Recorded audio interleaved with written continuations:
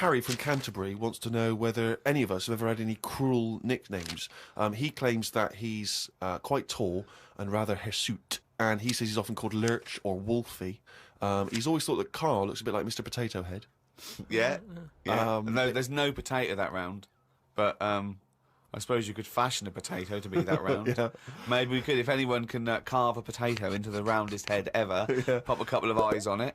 Make it look as much like Carl as possible. Exactly. But yeah, any nicknames? Did you ever have a nickname, Rick? No, mine was boring. I didn't have any. It was just around the name, like Gerv or something like that. No, I didn't have nicknames. I always wanted a nickname. I just thought it was quite cool for some reason, particularly because gangsters always seem to have nicknames. Lefty. You know, Fingers. Yeah. Lefty, yeah. Scarface. Yeah. And so I decided that I thought, because no one was giving me a nickname at school, it was kind of annoying, or certainly not to my face, that I decided to just come up with one. Yeah. And so I remember I was at lunch once, and I just said to my mate Phil. How old were you? 12, 13. Brilliant. I just said to him, Phil, don't know if you know, mate, but people aren't calling me Steve anymore. Everyone's calling me Spud now.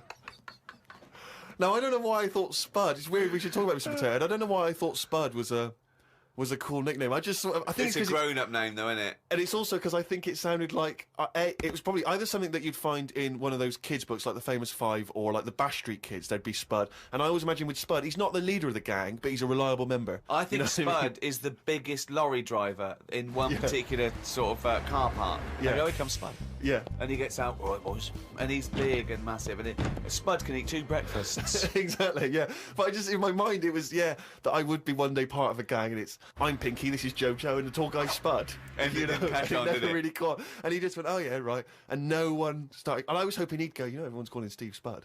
Yeah. But of course... Hey, Spud, the first time I said Spud, you go, what? Yeah, exactly. You'd be really proud, wouldn't you? No. Did you have a nickname? Not really. I mean, there was a lot of people on the estate that I grew up on. Nicknames are big things on estates and that. Yeah. A lot of my dad's mates, right? What their nicknames did was tell you about them. Do you know how I said about the Elephant Man's a good name? Yeah. Because, you know what you're going to get. If someone said, Elephant Man's popping around in a bit, it wouldn't be a shock when he walked in. Yeah. Right? So it worked in that sort of thing. So there was John the Screw, right? John the Screw? Yeah. Well, he had sex a lot, or he worked in a prison? No, he had a DIY shop. So you had him, right? There was Fred the Veg. Yeah. Which is... I assume it's because he was at the same IQ as you. Or he was in a coma. Yeah.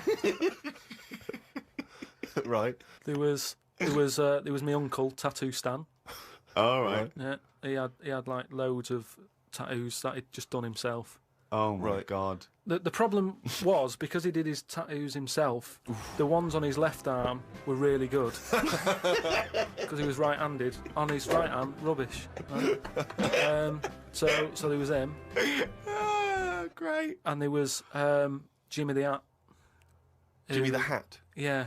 Did he always wear a hat? No, he didn't. That was the point there. That he never wore a hat. That's amazing. Brilliant. How can you pick up on someone never wearing a hat? How would you ever notice? I'll tell you what, I've noticed something about Jimmy. What? Go on. He doesn't wear a hat. Why was he not called Jimmy the Parrot? Because he never carries a parrot. No, that's just the way. I mean, that's how they work in it. Here comes Jimmy Three Legs. Why'd you call him that? He hasn't got 3 legs. I didn't really have one apart from, I had a CB.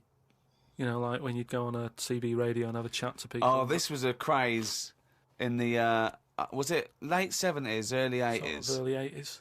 And it was just short band radio, wasn't it? Everyone had these little handsets and they'd speak to each other in the sort of local area. Yeah, it was mainly, I think it started off with like lorry truckers drivers, and isn't it? Yeah, truckers, yeah, because there was that thing from like about 1977. Convoy. It was Convoy, yeah. Yeah, so I had one of them, and the handle, I had 2 Handle different names. means your nickname, your yeah, name. there's loads of code stuff. Yeah. I had a couple. I had there was Pilkey 01, because like I say, there's a lot of Pilkingtons and that in Manchester. So if someone wants Pilkey 02, it's open. Do you know what I mean? They can have it. And then like it's people scrabbling. I want a Pilkey 01. And then because I did boxing and that. Well, you did it once. Yeah. I'd Boxer Boy, because I thought that's quite a good image as well. That's kind of like people going, oh, don't mess with him. Do you know what I mean? Yeah. If he asks what your handle is, tell him. you know what I mean? He's a boxer boy in that. So just had them two, and I used to just go on there and. Pointless. What is the point of this? Well, you just meet people, don't you? And you don't meet people. You say, "What's your handle?" They go, "Box boy." "What's yours?" Rubber duck. All right, cheers. No, It's but ridiculous. then you'll say like, then you go, "Oh, what's your 20?" What's that mean? That's where are you? Well, why don't you say, "Where are you?" Because just in case there's someone who's listening in who you know, you hear about this all the time, don't you? People listening, jotting stuff down. Oh, right. So, just in case someone in the world doesn't know what handle means, they're out of the loop. They're out of the loop. It's not a difficult code to crack, is it? If Yeah. you're trying to track someone. It's hardly the head of the mafia talking to each other because the FBI are on the wire. It's ridiculous. Like, I go, "Oh, you keep saying that, what's your handle?" And they come back with something else. I can't work out what's going on. No, it's like anything, isn't it? That's what codes are all about, isn't it? You set them up and that. Go on, and tell me the code then. Reveal at long last to the world what Yeah. these codes are. Right, so Yeah. what's your 20? Where Oh, are you? this is better than the Enigma. Yeah. Right, now here we go. Right. How many candles are you burning? Does that mean how big's your car or something like that? Horsepower or something? See? No, that's Oh, how old what are you? time is it? No, how old are you? What, how old are you? Okay. Right. Right. How many candles are you burning, of course? Yeah. So what's the answer come back? You go, I'm 15. 14. Brilliant. That code, there's no one going to work that out. I wish you'd have kept a diary of this, because this has been fascinating. Now and again, someone will come in and go, side on, right? What's that mean? And that means, like, there's someone sat there listening into this chat and going, this sounds interesting. Yeah, no, it doesn't. Unlikely. Yeah. And they want to join in, so they sort of go side on, you go, side on, bring it in, right? And they go, all right. How many candles are you burning? Yeah. What's your 20? That's it, goes round again. Yeah. See you later. What's your 20? How many candles are you burning? Oh. And, I mean, it seems to me that what you should have done is made a note the first time, so that when you then speak to them again, you don't need to ask them those questions. Can I just confirm that you're burning 15?